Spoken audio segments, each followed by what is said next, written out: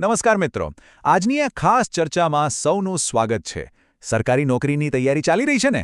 તો સાંભળો, એક જબરદસ્ત સમાચાર છે. આવતા જ મહિનામાં જીએસઆરટીસી, હા, આપણો ગુજરાત એસટી વિભાગ એક બમ્પર ભરતી લાવવા જઈ રહ્યો છે. ડ્રાઈવર, કંડક્ટર અને હેલ્પર માટે. પણ એક સેકન્ડ, આ વખતે આખી રમત બદલાઈ ગઈ છે. નિયમો સાવ નવા છે. ચાલો, કોઈપણ જાતના વિલંબ વિના આખી પ્રક્રિયા ડીકોડ કરીએ. હવે દરેક ઉમેદવારના મનમાં અત્યારે બસ એક જ મોટો સવાલ ઘૂમી રહ્યો છે. આ નવા નિયમો ફાઇનલ મેરિટ લિસ્ટને કેવી રીતે અસર કરશે? ખરું ને? પહેલાંની જે સિસ્ટમ હતી ને એ હવે ભૂલી જ જવાની છે. મેરિટ ગણવાની આખી પદ્ધતિ મૂળમાંથી બદલાઈ ગઈ છે. આજના આ સેશનમાં આપણે બરાબર સમજીશું કે આ નવા ગણિતમાં કઈ રીતે પાસ થવું. તો આજનો આપણો એજન્ડા એકદમ ક્લિયર છે.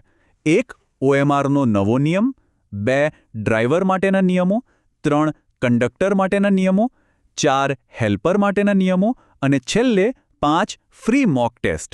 ચાલો આગળ વધીએ. વિભાગ 1 જીએસઆરટીસીમાં આવેલા મોટા ફેરફારો, ખાસ કરીને સાર્વત્રિક OMRનો નિયમ. અહીં સૌથી આશ્ચર્યજનક ફેરફાર જુઓ. પહેલાં શું હતું? ફોર્મ ભરો એટલે મેરિટના આધારે અમુક શોર્ટલિસ્ટ થયેલા લોકોને જ પરીક્ષા માટે બોલાવતા. પણ હવે એ સિસ્ટમ ગઈ. જે પણ ફોર્મ ભરશે તે બધાએ OMR આધારિત લિખિત પરીક્ષા આપવી જ પડશે. અને મજાની વાત તો એ છે કે પાસ થવા માટે કોઈ મિનિમમ માર્ક્સ એટલે કે લઘુત્તમ ગુણ જજ નથી રાખ્યા. દરેક અરજદાર માટે દરવાજા ખુલ્લા છે.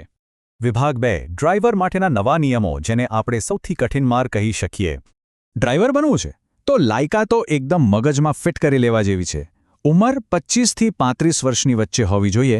હા, અનામત વર્ગને નિયમ મુજબ છૂટછાટ મળશે જ. શિક્ષણની વાત કરીએ તો હવે ધોરણ 12 પાસ હોવું જરૂરી છે. શારીરિક લાયકાતમાં આંખો 6x6 હોવી જોઈએ અને કલર બ્લાઇન્ડનેસ તો બિલકુલ ન ચાલશે.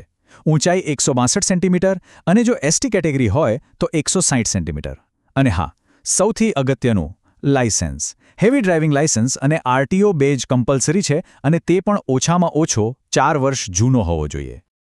પણ અહીં એક બહુ મોટો કેચ છે. ખાસ ધ્યાન આપજો, જો હેવી લાયસન્સ સમયસર રિન્યૂ નથી કરાવ્યું અને વચ્ચે એકાદ મહિનો કે દિવસનો પણ બ્રેક પડ્યો છે ને, તો સમજો કે બધો જ, મારો કહેવાનો મતલબ એ છે કે એ ગેપ વખતનો બધો જ અનુભવ ઝીરો ગણાશે. આખી મહેનત પર પાણી ફરી વળશે. એટલે લાયસન્સ સતત અપડેટ હોવું જ જોઈએ. અને બીજી એક કડક શરત, ભલે પાસિંગ માર્ક્સ નથી, પણ જો OMR પરીક્ષામાં 0 કે માઇનસ માર્ક્સ આવ્યા તો ત્યાંથી જ રમત પૂરી. સીધું રેડ કાર્ડ. ડ્રાઇવિંગ ટેસ્ટ માટે કોઈ જ ચાન્સ નહીં મળે. ઉમેદવાર સીધા જ ગેરલાયક ઠરશે. હવે સવાલ એ થાય કે OMR પછી કેટલા લોકો આગળ જશે? તો જવાબ છે 2 ગણા, એટલે કે 2x. જેટલી ટોટલ વેકેન્સીઝ હશે તેના બરાબર ડબલ ઉમેદવારોને પ્રેક્ટિકલ ડ્રાઇવિંગ ટેસ્ટ માટે બોલાવવામાં આવશે. હવે જ્યારે પ્રેક્ટિકલ ડ્રાઇવિંગ ટેસ્ટમાં પહોંચી જઈશું ત્યારે અસલી કસોટી શરૂ થશે. આ ટેસ્ટ કુલ 50 માર્કની રહેશે. અને જુઓ, અહીં સ્પર્ધા અત્યંત ટફ છે. ટેસ્ટમાં ટકી રહેવા માટે 35 માર્ક તો લાવવા જ પડશે. જો 34 આવ્યા તો પણ સ્ટિયરિંગ હાથમાંથી ગયું સમજો. ઉમેદવાર સીધા સ્પર્ધામાંથી આઉટ. તો ડ્રાઈવરનું ફાઇનલ મેરિટ 100%માંથી કેવી રીતે બનશે? આ ચાર્ટ જુઓ. લેખિત OMR પરીક્ષાનું 40% વેટેજ છે અને પ્રેક્ટિકલ ડ્રાઇવિંગ ટેસ્ટનું 60% વેટેજ. આનો સીધો મતલબ એ છે કે લેખિત પરીક્ષા કરતાં ડ્રાઇવિંગની સ્કિલ વિભાગ માટે ઘણી વધારે મહત્વની છે. ચાલો હવે વિભાગ 3 પર આવીએ. કંડક્ટર માટેના નવા નિયમો. એકદમ સીધો અને સરળ માર્ગ. ડ્રાઈવર કરતાં કંડક્ટર બનવાની પ્રોસેસ થોડી સરળ છે. ઉંમર અહીં 18 થી 35 વર્ષની છે, એટલે કે યુવાનો 18 વર્ષની ઉંમરથી જ શરૂઆત કરી શકે છે. શિક્ષણ અહીં પણ ધોરણ 12 પાસ માંગ્યું છે. દ્રષ્ટિ સ્પષ્ટ હોવી જોઈએ અને હા, માન્ય કંડક્ટર લાયસન્સ અને આરટીઓ બેજ હોવો જ જોઈએ. હવે અહીં કોઈ પ્રેક્ટિકલ ટેસ્ટ તો છે નહીં, એટલે OMR પરીક્ષા આપ્યા પછી સીધા જ ડોક્યુમેન્ટ વેરિફિકેશન માટે 1.5x એટલે કે કુલ જગ્યાઓના 1.5 ગણા ઉમેદવારોને શોર્ટલિસ્ટ કરવામાં આવશે.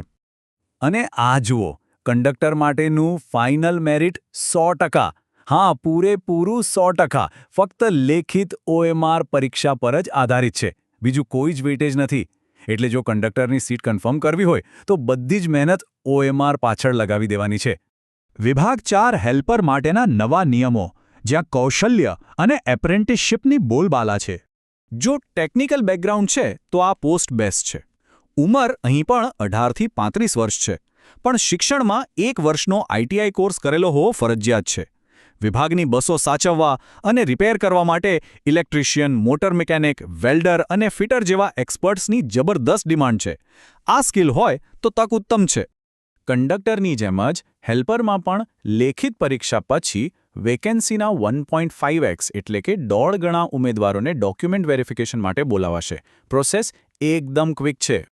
પણ હેલ્પરના મેરિટમાં એક જોરદાર ટ્વિસ્ટ છે. અહીં ફાઇનલ મેરિટમાં 90% વેટેજ OMRનું રહેશે. પણ બાકીના 10% કોના છે ખબર છે? એપ્રેન્ટિસશિપ સર્ટિફિકેટના. મતલબ કે જેમની પાસે એપ્રેન્ટિસશિપનો અનુભવ છે તેમને સીધો 10%નો જમ્પ મળશે. આ એક બહુ મોટો ફાયદો સાબિત થઈ શકે છે. વિભાગ 5 તૈયારી અને ફ્રી અપડેટ્સ. હવે આપણે આગળ શું કરવાનું છે? તો હવે એક્શન લેવાનો સમય આવી ગયો છે. આ ઐતિહાસિક ભરતી માટે અત્યારથી જ શું કરવું? બહુ સિમ્પલ. નીચે ડિસ્ક્રિપ્શન અને કોમેન્ટ બોક્સમાં એક ગૂગલ ફોર્મની લિંક આપી છે. બસ એ ખોલો, નામ અને વોટ્સએપ નંબર રજિસ્ટર કરો. આટલું કરવાથી ડ્રાઈવર, કંડક્ટર કે હેલ્પર બધી જ પોસ્ટની ફ્રી મોક ટેસ્ટ સીધી ફોન પર મળવા લાગશે અને કોઈ પણ નવી ઓફિશિયલ અપડેટ આવશે તો તે સીધી વોટ્સએપ પર જ પહોંચી જશે. આજની આ ડિટેલ ચર્ચા પૂરી કરતા પહેલા એક વિચાર ચોક્કસ કરવા જેવો છે. ભરતીના નિયમો બદલાઈ ગયા છે, મેદાન આખું નવું છે, પણ શું આ નવી સ્પર્ધા અને આ OMRની ચેલેન્જ જીતવા માટે ખરેખર પૂરી તૈયારી છે ખરી? જો થોડો પણ ડાઉટ હોય ને તો આજથી અત્યારથી જ તૈયારીમાં લાગી જજો. એક માર્ક અહીં ગેમ ચેન્જર સાબિત થશે. બસ તો આશા છે કે આજના આ સેક્શનથી બધું ક્લિયર થઈ ગયું હશે. જોડાયેલા રહેજો. ફરી મળીશું નવી માહિતી સાથે. જય હિન્દ.